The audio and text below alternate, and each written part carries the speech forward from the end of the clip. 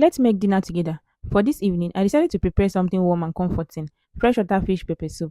The last time I tried making it, the whole thing scattered inside the pot and ended up tasting very bitter. A lot of people told me it was because I used two different types of pepper soup spice and maybe the fish wasn't properly clean. So this time around, I decided to do things differently. When I got to the market, I explained my concerns to the woman selling the fish. She assured me that she would clean it well for me and also gave me a few tips on how to cook the fish without it scattering. Honestly, I was relieved because I just didn't want to repeat the same mistake again. When I got home, I washed the fish thoroughly and set it aside. Then I blended my fresh pepper and also kept that aside. Following the woman's instruction carefully, I put some water into a pot, set it on the fire, and allowed it to start boiling.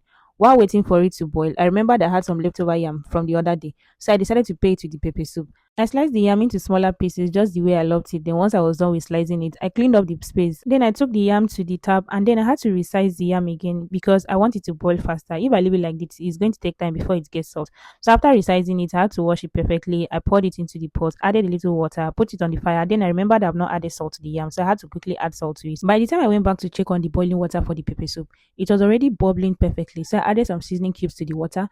I poured in the blended pepper, sprinkled in a bit of salt, and finished it off with the leftover pepper soup spice I had at home. I stirred everything in and covered the pot to boil. Next, I sliced up some utasi leaves and onions on the side and added them to the pot. The aroma that started filling the kitchen at this point it was just amazing. After adding the utasi and the onions to the boiling water, I stirred it in again, covered the pot, and allowed everything to marinate properly.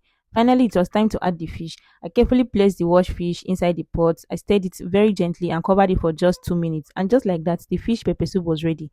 When I checked on the yam, it was soft and cooked to perfection. I drained out the water, added a little palm oil on top, and served myself. To my surprise, this method was the best I've ever tried. The fish did not scatter at all. The taste was on point. Honestly, all thanks to the fish seller for her advice. So I sat down to enjoy my boiled yam with palm oil and hot steaming fish pepper soup. The combination was everything my body needed this evening. Bring your plate before I finish it too because this food no go wait for anybody. That's it for today's vlog. Thank you so much for sticking around. If you're not following me, make sure to give me a follow and I promise you you'll love it. I'll see you all tomorrow morning. Bye bye.